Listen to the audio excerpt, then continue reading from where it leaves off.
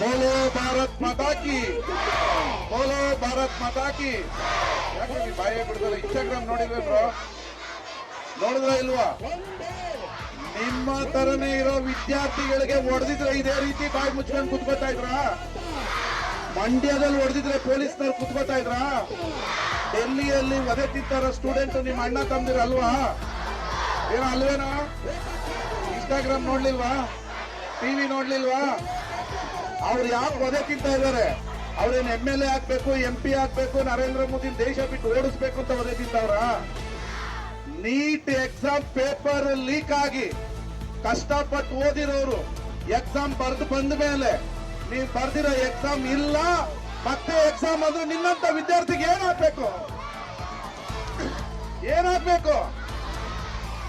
ಇವತ್ತು ಇಡೀ ಭಾರತದಲ್ಲಿ ನೀಟ್ ಎಕ್ಸಾಮ್ ಪೇಪರ್ ಅನ್ನ ಬಿಜೆಪಿಯ ಗುಂಡಾಗಳು ದುಡ್ಡಿಗಾಗಿ ಕೋಟ್ಯಾಂತರ ರೂಪಾಯಿ ದುಡ್ಡು ಹೊಡೆಯಕ್ಕೋಸ್ಕರ ಲೀಕ್ ಮಾಡಿ ನಿಮ್ಮಂತ ವಿದ್ಯಾರ್ಥಿಗಳ ಬಾಳ್ನಲ್ಲಿ ಆಟ ಆಡಿದ್ರಲ್ಲ, ಅದಕ್ಕೆ ಧಿಕ್ಕಾರ ಹೇಳಲ್ವಾ? ಹೇಳ್ತೀರಾ ಹೇಳಲ್ವಾ? ಇವತ್ತು ನೀಟ್ ಎಕ್ಸಾಮ್ ನರೇಂದ್ರ ಮೋದಿ 30 ಜನ ಇಡೀ ದೇಶದಲ್ಲಿ ಮಕ್ಕಳು ಸೂಸೈಡ್ ಮಾಡ್ಕೊಂಡು 30 ಜನ ಎಕ್ಸಾಮ್ ಬರೆದು ಬಂದ ಮೇಲೆ ನಾನು ಪಾಸ್ ಆಗ್ತಿದ್ದೆ, ನನಗೆ ತಿರ್ಗಾ ಓದಕ್ಕಾಗಲ್ಲ ಅಂತ 30 ಜನ ನಮ್ಮ ಅಕ್ಕ ತಂಗಿಯರು ಅಣ್ಣ ತಮ್ಮದಿರು ಸತ್ರು. ಒಂದು ಇಂಚು ಕನಿಕರ ಇಲ್ಲ ಈ ಕೇಂದ್ರ ಸರ್ಕಾರಕ್ಕೆ. ನಾವು ರಾಜಕೀಯ ಮಾಡ್ತಾ ಇಲ್ಲ, ವಿದ್ಯಾರ್ಥಿಗಳ ಬಾಳಲ್ಲಿ ಆಟ ಆಡ್ತಾ ಇದ್ದೀರಾ. ನರೇಂದ್ರ ಮೋದಿ ಅವರೇ, ಶೋಕಿ ಮಾಡೋದ್ ಬಿಡಿ, ಆ ವಿದ್ಯಾರ್ಥಿಗಳ ಬಾಳಿಗೆ ಬೆಳಕಾಗಿ ಅಂತ ಕೇಳ್ತಾ ಇದೀವಿ. ಇದು ಕೇಳತ್ತಪ್ಪ? ಕೇಳೋದಕ್ಕೆ ಲಾಠಿಲ್ ಹೊಡಿತಾರೆ ಅಂದ್ರೆ ನಾವ್ ಏನ್ ಹೇಳ್ಬೇಕು? ಏನ್ ಹೇಳ್ಬೇಕು? ಬರೀ ಎಲೆಕ್ಷನ್ ಬಂದ್ರೆ ಪಶ್ಚಿಮ ಬಂಗಾಳದೊಳಗೆ ಕಳ್ಳೆಪುರಿ ತಿನ್ನಕ್ ಟೈಮ್ ಇದೆ, ನಮ್ ವಿದ್ಯಾರ್ಥಿ ಸತ್ತೋರ್ ಮನೆಗೆ ಹೋಗಕ್ಕೆ ನಿಮ್ಮ ಹತ್ರ ಟೈಮ್ ಇಲ್ವಾ? ಓಟ್ ಹಾಕಕ್ಕೋಸ್ಕರ ಪ್ರಧಾನಿ ಮಂತ್ರಿ ಆಗಿದ್ರ? ಬರೀ ಓಟ್ಗೋಸ್ಕರನೇ ಪ್ರಧಾನ ಮಂತ್ರಿ ಆಗಿದ್ರ?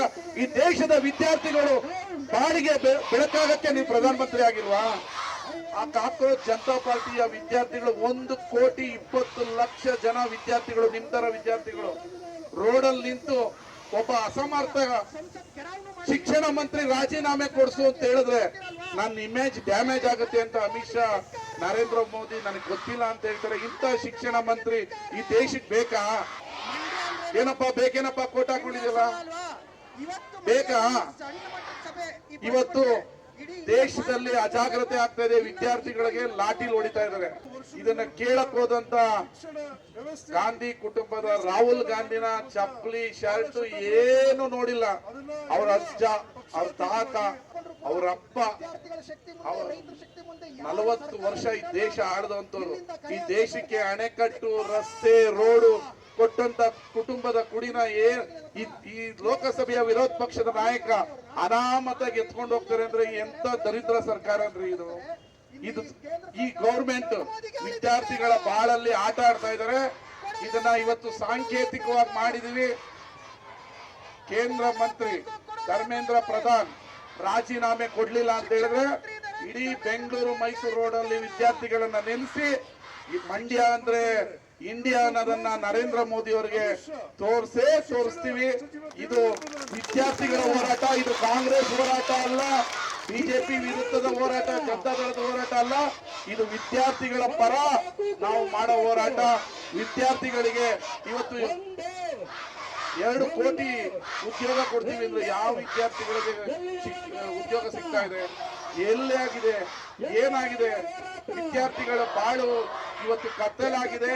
ಆದ್ರೆ ನೀವು ನಮ್ಗೆ ಏನೂ ಗೊತ್ತಿಲ್ಲ, ನಮ್ಮ ಸರ್ಕಾರಕ್ಕೆ ಸಂಬಂಧನೇ ಇಲ್ಲ ಅಂತ ಕೇಂದ್ರ ಸರ್ಕಾರ ನಡ್ಕೊಳ್ತಾ ಇರೋದು.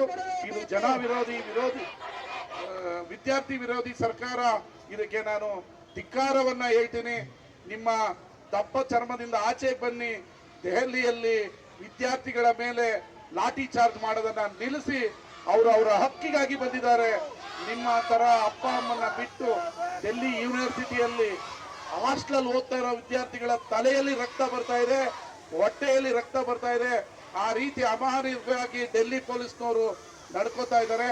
ಇದರ ವಿರುದ್ಧ ಇಡೀ ದೇಶದಲ್ಲಿ ಕಾಂಗ್ರೆಸ್ ಪಕ್ಷ ವಿದ್ಯಾರ್ಥಿಗಳ ಪರ ಪ್ರತಿಭಟನೆಯನ್ನ ಇಟ್ಟುಕೊಂಡಿದೆ. ಇವತ್ತು ವಿದ್ಯಾರ್ಥಿಗಳಿಗೆ ನ್ಯಾಯ ಸಿಗೋವರೆಗೂ ನಾವು ವಿದ್ಯಾರ್ಥಿಗಳ ಪರ ರಸ್ತೆಯಲ್ಲಿ ಇರ್ತೀವಿ ಅಂತ ಹೇಳಿ ಇವತ್ತಿನ ಪ್ರತಿಭಟನಾ ರ್ಯಾಲಿಗೆ ಬಂದಂತ ನೀವೆಲ್ಲ ಏನು ದಿಲ್ಲಿಯ ಜಂತರ್ ಮಂತರಲ್ಲಿ ಲಾಠಿ ತಿಂದಂತ ವಿದ್ಯಾರ್ಥಿಗಳಿಗೆ ನೀವು ಬೆಂಬಲವಾಗಿ ನಿಂತಿದ್ದೀರಿ. ನೀವು ನಿಜವಾದ ಈ ದೇಶದ ಸೈನಿಕರು. ನಿಮ್ಮೆಲ್ಲರಿಗೂ ಹೃದಯಪೂರ್ವಕವಾದ ವಂದನೆಗಳನ್ನ ತಿಳಿಸ್ತೀನಿ ಅಂತ ಹೇಳಿ ನಮ್ಮ ಮಾತನ್ನ ಮುಗಿಸ್ತೀನಿ. ಇಲ್ಲಿಗೆ ಈ ಹೋರಾಟವನ್ನ ಮುಕ್ತಾಯಗೊಳಿಸಿ ನೀವೆಲ್ಲ ವಿದ್ಯಾರ್ಥಿಗಳ ಪರ ಇರಬೇಕು, ನಾವು ಕೂಡ ವಿದ್ಯಾರ್ಥಿಗಳ ಪರ ಇರ್ತೀವಿ ಅಂತ ಹೇಳಿ ನನ್ನ ಮಾತನ್ನ ಮುಗಿಸ್ತೀನಿ. ಧನ್ಯವಾದಗಳು, ನಮಸ್ಕಾರ.